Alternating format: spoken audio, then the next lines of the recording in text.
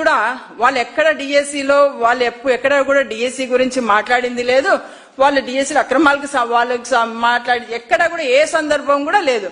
ఈ రోజు నేను అక్కడ ఆ జిల్లాలో ఉన్న డిఈఓ గారికి నేను ఒకటి అడుగుతున్నా, మీరు ఏదైతే మీరు వాట్సాప్ లో వచ్చిన సర్క్యులేట్ అయిన దాని మీద ఈ టీచర్స్ మీద యాక్షన్ తీసుకున్నారో ఆ ఎవిడెన్స్ మాకు చూపించండి. వాళ్ళు ఎక్కడన్నా గానీ డిఎస్సిలో పాల్గొన్నారేమో అని మీరు ఎవిడెన్స్ చూపించాలి. ఎందుకంటే మీరు ఏదో వచ్చిన దాన్ని బేస్ చేసుకొని నిజంగా ఈ రోజు అలా ఎవిడెన్స్ లేకోకుండా ఇటువంటి యాక్షన్స్ తీసుకోవడం అనేది నిజంగా మంచిది కాదు. ఎందుకంటే ఈ రోజు రాష్ట్రంలో ఉన్న ఉపాధ్యాయులందరూ కూడా ఒక భయాందోళనకు గురవుతున్నారు. అంటే ఈ ప్రభుత్వాన్ని ప్రశ్నిస్తే సస్పెండ్ చేస్తారా అంటే ఈ సస్పెండ్ అని చెప్పి ఈ సాకుతో ఉద్యోగస్తులు ఏం అడగకూడదు, వాళ్ళకి జరిగిన అన్యాయాన్ని ఎక్కడ క్వశ్చన్ చేయకూడదు.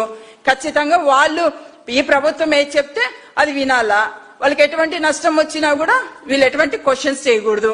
అంటే వాళ్ళ నోర్లు మోయించడానికి వాళ్ళ గొంతు నొక్కడానికి ఈ రోజు ఈ ప్రభుత్వం చేస్తున్న చర్యలు అని నేను గట్టిగా చెప్తున్నా.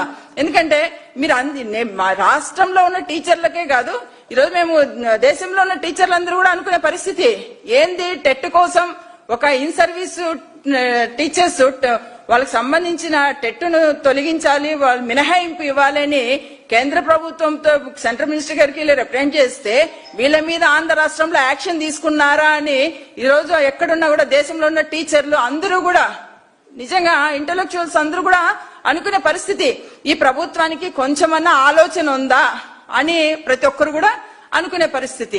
నిజంగా ఈ రోజు విద్యాశాఖలో ఏం జరుగుతోంది అనే విషయము ప్రతి ఒక్కరు కూడా గమనిస్తున్నారు.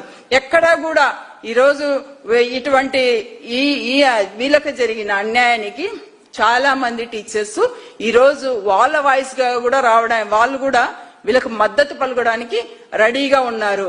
కానీ ఈ ప్రభుత్వం మళ్ళీ వాళ్ళను భయపెట్టడానికి కూడా చర్యలు తీసుకుంటుంది. ఎందుకంటే వీళ్లకు సపోర్ట్ గా పోకూడదు, వీళ్ళకు సపోర్ట్ గా పోతే మళ్ళా వాళ్ళ మీద కూడా కక్షపూరిత రాజకీయ కక్షలు వాళ్ళకు కూడా ఇది నిజంగా ఈ డిపార్ట్మెంట్ లో ఎడ్యుకేషన్ డిపార్ట్మెంట్ లో కూడా ఇలాంటివి జరుగుతున్నాయంటే నిజంగా చాలా బాధాకరం. ఎందుకంటే ఈ రోజు ఎవరైనా సరే టీచర్స్ ఎవరైనా సరే వాళ్ళకు సంబంధించి వాళ్ళ సమస్యల మీద ఎవరి దగ్గరికైనా కూడా వెళ్ళి రిప్రజెంట్ చేస్తారు, వాళ్ళ సమస్యల మీద వాళ్ళు మాట్లాడుకుంటారు. ఈ రోజు ఎంతో మంది ఎంపీల దగ్గరికి, ఎమ్మెల్యేల దగ్గరికి, మినిస్టర్ల దగ్గరికి వాళ్ళకి సంబంధించిన టీచర్లు వెళ్ళట్లేదా?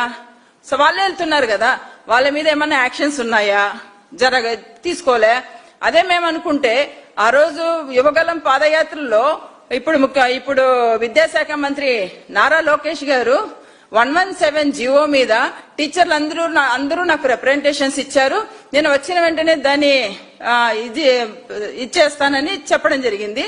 అయితే ఆ రోజు రిప్రజెంటేషన్ చేసినప్పుడు ఆ రోజు టీచర్లందరూ మీ దగ్గరికి వచ్చారు కదా, సంఘాలన్నీ మీతో కలిసాయి కదా, ఆ రోజు మేము ఎటువంటి యాక్షన్స్ తీసుకోలేదు వాళ్ళ మీద.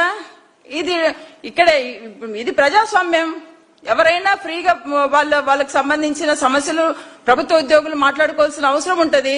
సో వాళ్ళు కూడా ఉపాధ్యాయులు కూడా వాళ్ళ టీచర్స్ కూడా వాళ్ళ న్యాయపరమైన డిమాండ్ల కోసం వాళ్ళ అందరికీ రిప్రజెంట్ చేసుకోవడం జరుగుతుంది. సో అంత దానికి ఈ రోజు ఈ ఉపాధ్యాయులను ఈ టీచర్స్ కు ఇంత పనిష్మెంట్ చేయడం అనేది నిజంగా మంచిది కాదు.